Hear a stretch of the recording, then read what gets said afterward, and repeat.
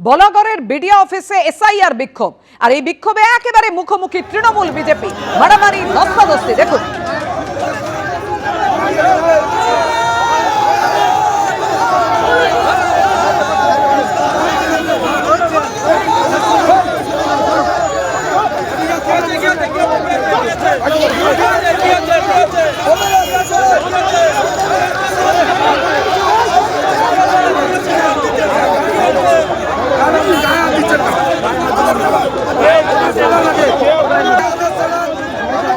Supreme কোর্টের কড়া নির্দেশের পরও দিকে দিকে এসআইআর নিয়ে এভাবেই চলছে বিক্ষোভ। আরে মরে যাবে ছেলেটা, আরে ছেলেটা মরে যাবে ছেলেটা। শরীর খারাপ ছেলেটা মরে যাবে। ছেলেটা কি মুশকিল ভাই, টাকা করে দাও।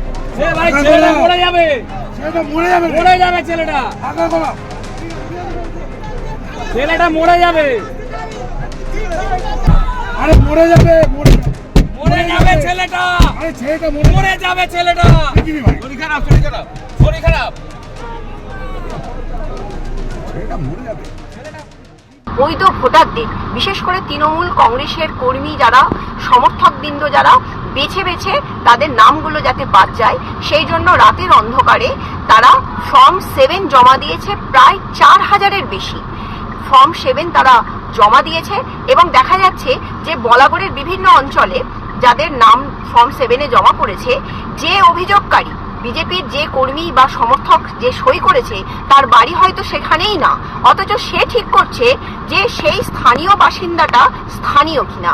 এরকম অদ্ভুত এবং ঘৃণ্য চক্রান্ত তারা করেছে। বিডিওর একাধিক আধিকারিকরা সেই ফর্ম নিতে অনিচ্ছা প্রকাশ করছিল। আজকে তার প্রতিবাদেই আমরা এই বলাগড় বিডিওতে বিক্ষোভ দেখাতে আসি। আমাদের একাধিক কার্যকর্তার উপর হামলা চালিয়েছে রুনা খাতুনের নেতৃত্বে যে সকল দুষ্কৃতীরা এসছিল। আমরা প্রশাসনের কাছে পরিষ্কার বলে দিচ্ছি, যারা আজকে এই ধরনের হামলা চালিয়েছে তারা যদি গ্রেপ্তার না হয়েছে, বলাগড় আমরা পুরো অবরুদ্ধ করে দেবো। মধ্যমগ্রামের দিগবেড়িয়ায় রঙের কারখানায় বিধ্বংসী আগুন লেগেছে। ঘটনাস্থলে দমকলের একাধিক ইঞ্জিন। আপনারা দেখতে পাচ্ছেন রঙের কারখানায় বিধ্বংসী আগুন মধ্যমগ্রামের দিগবেড়িয়ায়। কালো ধোঁয়া পুঞ্জীভূত হয়ে গোটা আকাশ ছেয়ে ফেলেছে স্থানীয় এলাকায়। আপনারা দেখতে পাচ্ছেন সেই ছবি। কথা বলবো, আমাদের সঙ্গে রয়েছেন আমাদের প্রতিনিধি সুমিনন পাল। সুমিনন, কি অবস্থা এই মুহূর্তে?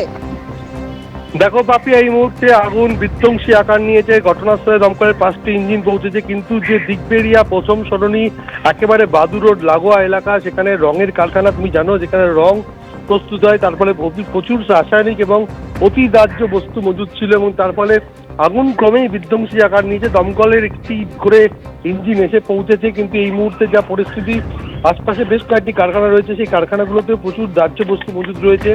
আগুন দ্রুত অন্য কারখানাতেও ছড়িয়ে পড়ার একটা আশঙ্কা রয়েছে। ঘন জনবসতিপূর্ণ এলাকায় এই বিধ্বংসী আগুনে এলাকার মানুষের মধ্যে একটা আতঙ্ক তৈরি হয়েছে, এবং যে যেদিকে পারছে ছুটতে শুরু করেছে। এবং সেখানে বাদু রোডের একেবারে ধারে দিগবেড়িয়া মধ্যমগ্রাম পুরসভার অন্তর্গত, সেখানে আজ কিছুক্ষণ আগে এই রঙের কারখানায় বিধ্বংসী আগুন লাগে, এবং খবর পেয়ে স্থানীয়রা ছুটে আসেন।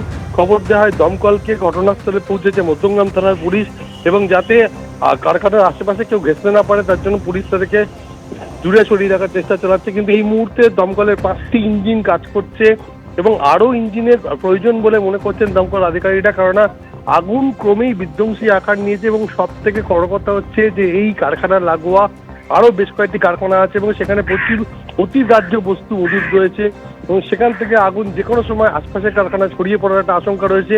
তারপর একটা আতঙ্ক তৈরি হয়েছে।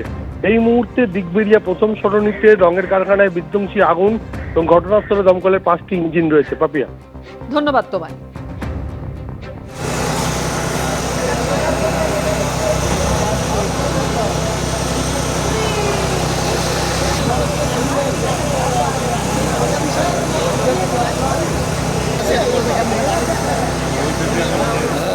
এবিপি আনন্দ, এগিয়ে থাকে, এগিয়ে রাখে।